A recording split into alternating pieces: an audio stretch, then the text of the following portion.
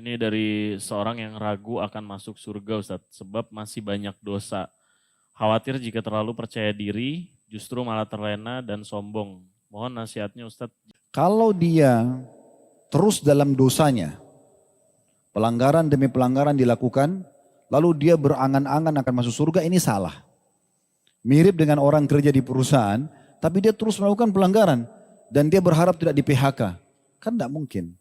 Kalau dia memang membuka pintu dosa terus dan dia berangan-angan masuk surga, ini nggak mungkin.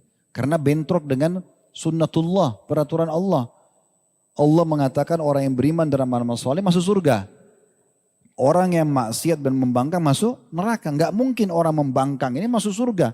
Kan gitu. Bagaimana bisa dia lakukan pelanggaran, dia berharap ini balasannya, nggak mungkin. Tapi kalau si penanya yang dimaksudkan adalah, saya pernah buat dosa banyak Ustaz. Kira-kira saya masih layak nggak masuk surga? Tentu saja layak. Tentu saja layak.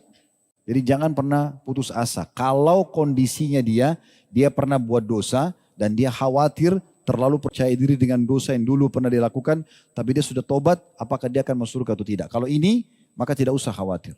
Karena kata Nabi SAW, At-ta'ibu minadz-dzam kaman la dzambalah. Siapa yang tobat dari dosa seperti tidak ada dosanya sama sekali. Dan kita harus yakin dengan itu.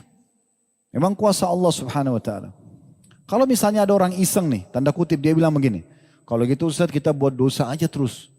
Toh nanti kita tobat diterima sama Allah. Ini pemikiran yang keliru. Ini syubhat dari syaitan. Jangan diikuti, ya. Kalau ada bisikan untuk berbuat dosa dengan alasan, toh Allah Maha Pengampun, nanti gampang tobat, toh tobat juga akan membersihkan dosa yang lalu. Ini pemahaman keliru dari syaitan.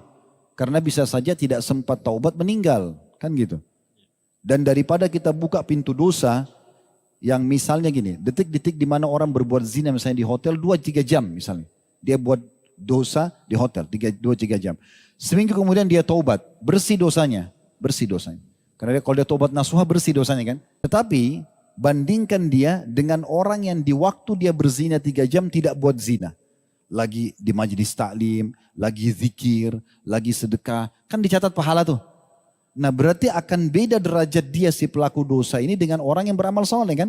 Jadi daripada kita terbawa dengan sebuah syubhat syaitania, bahwasanya oh saya kalau buat dosa, toh nanti saya juga taubat.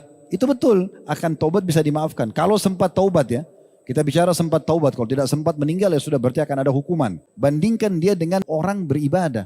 Tentu lebih tinggi derajatnya orang ibadah. Lalu untuk apa buat dosa? Kenapa enggak ketaatan saja?